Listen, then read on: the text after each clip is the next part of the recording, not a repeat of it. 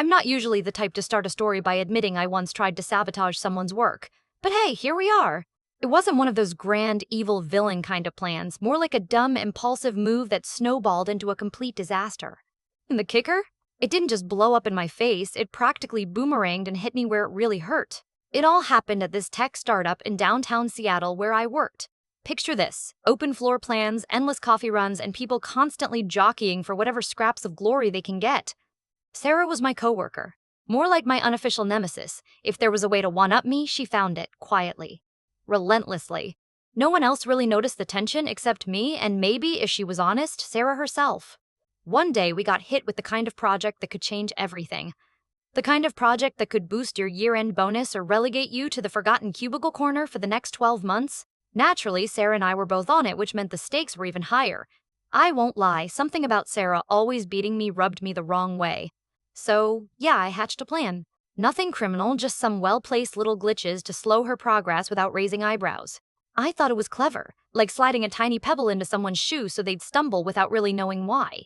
But as soon as I put that plan into motion, things started to spiral out of control in a way I couldn't have imagined. The next thing I knew, I was swimming in consequences I hadn't predicted, and that's when it hit me. I was completely, utterly in over my head.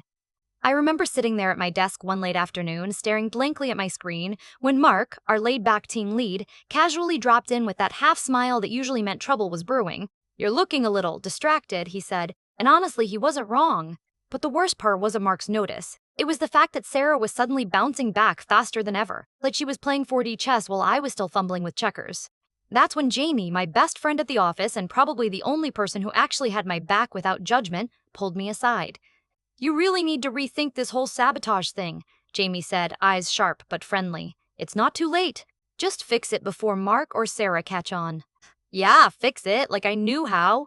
But by then, Sarah wasn't just bouncing back. She was coming for whatever win was on the line with a fire I hadn't seen before. And for the first time, I realized this wasn't just a game anymore, it was real. And I might have just made it a whole lot messier for myself. Sarah and I had always had this weird, silent rivalry going on. Don't get me wrong, we weren't throwing shade across the office or plotting behind each other's backs daily. It was more subtle, like an ongoing mental chess match where every little victory, no matter how small, felt like a personal win or loss. The kind where she'd casually mention a feature she coded overnight or casually bring up a conference she just got invited to while I was still struggling with debugging. We both knew that the company's year was riding on this massive revamp of their flagship app. Everyone was on edge because this project wasn't just another line in the quarterly report, it was the project, the one that could either send us soaring with hefty bonuses or crash hard and send us scrambling for cover. And Sarah and I, we were both lead developers assigned to different but seriously overlapping parts of this beast.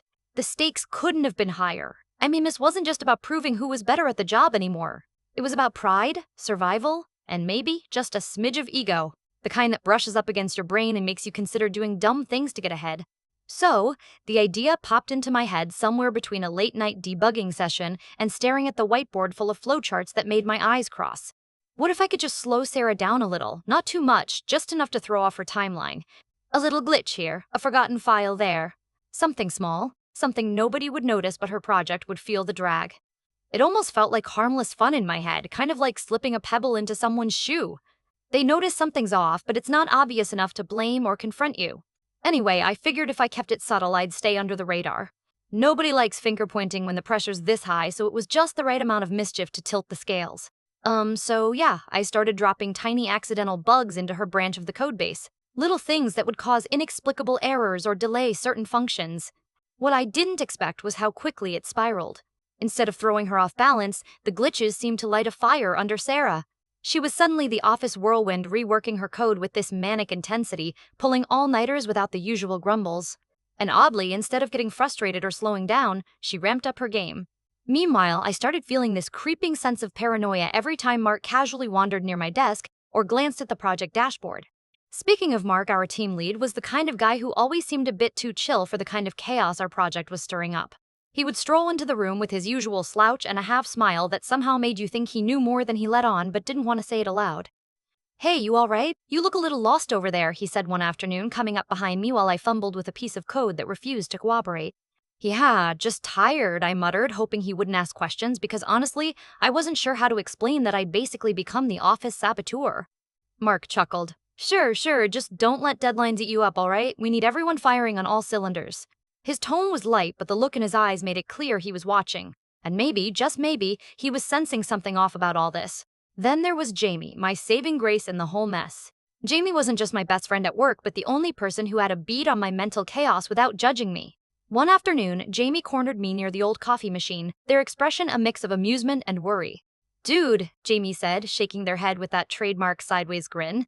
You're messing with Sarah's code, aren't you? I tried to dodge, but honestly, the look on their face made it pointless. I might have, and it seemed like a good idea at the time.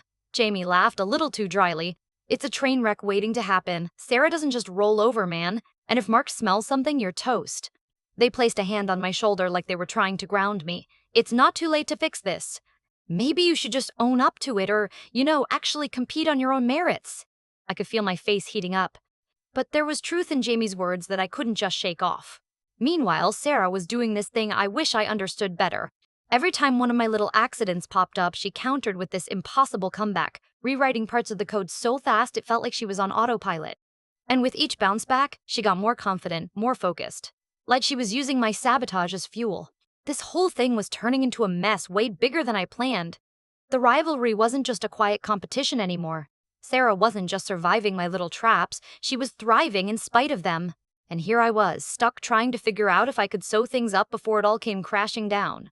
All of this happened while the deadline loomed over our heads like a thundercloud. Every morning I'd walk in hoping I hadn't missed some new curveball Sarah was about to throw. At this point, the project didn't feel like work. It felt like a battlefield, and yeah, I'd started it. That's when the question began gnawing at me. How much longer could I keep this up?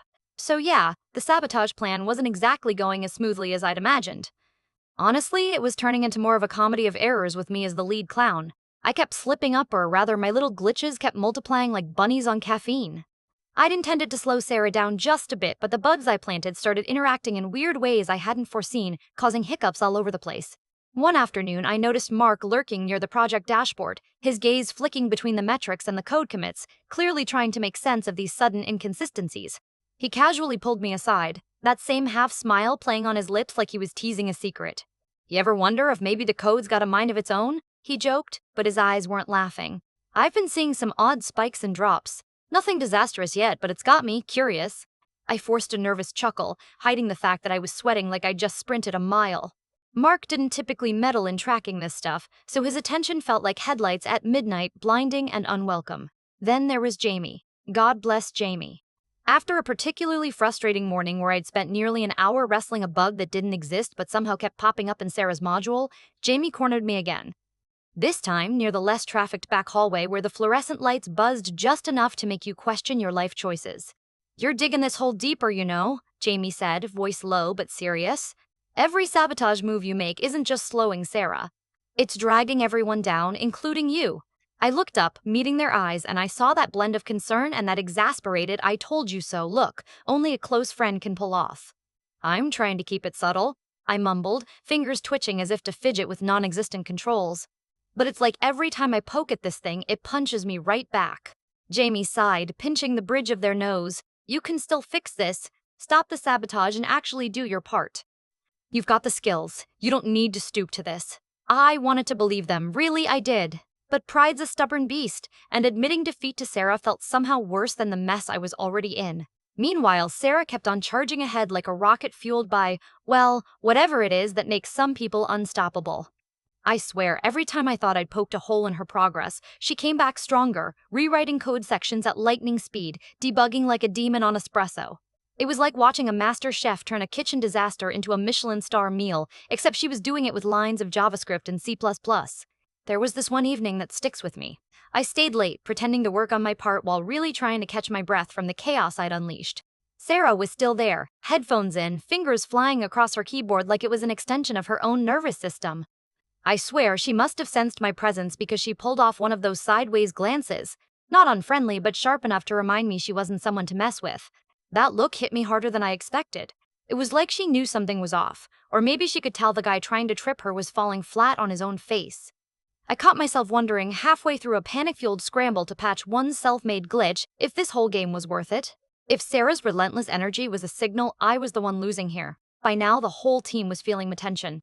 Mark's casual checks turned into more pointed questions, though he never outright accused anyone. Jamie was a constant nudge towards better choices, but I kept brushing it off, caught up in my own stubborn streak. Every morning, I walked into the office psyching myself up, half expecting Sarah to roll out some counter move so wild it would make me want to throw in the towel. And honestly, some days I thought maybe I'd already lost before the game even really started. But Sarah? She wasn't just holding steady, she was reinventing the whole playing field. And me?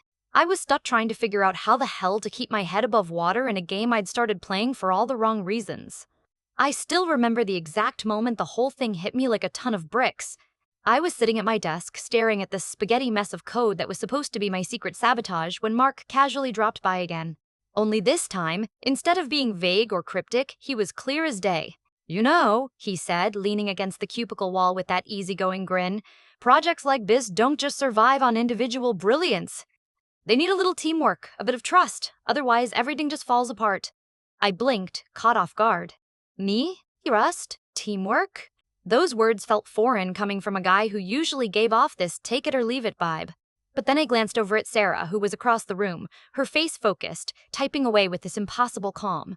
We had this ridiculous silent acknowledgement, like we both knew where things were headed if I kept playing this game.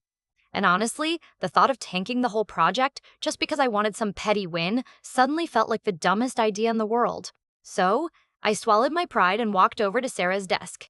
My heart was hammering like I'd just sprinted a mile, but I said what I needed to say. Something like, "Look, I maybe didn't play this the way I should have. How about we team up and make sure this thing flies before it all goes sideways?"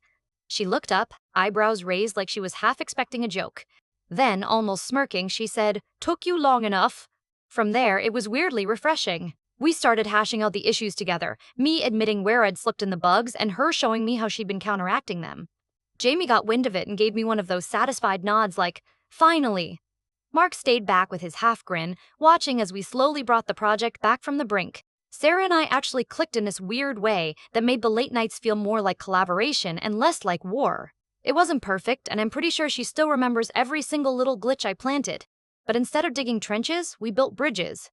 What's wild is that the year-end bonuses ended up being what you might call fairly distributed, and the project launched without catastrophic failures. Sure, some of the tension didn't disappear overnight. We're still those slightly competitive coworkers who like to nudge each other on who closes more bugs in a day. But there's this unspoken truce we keep hovering somewhere between respect and mild suspicion.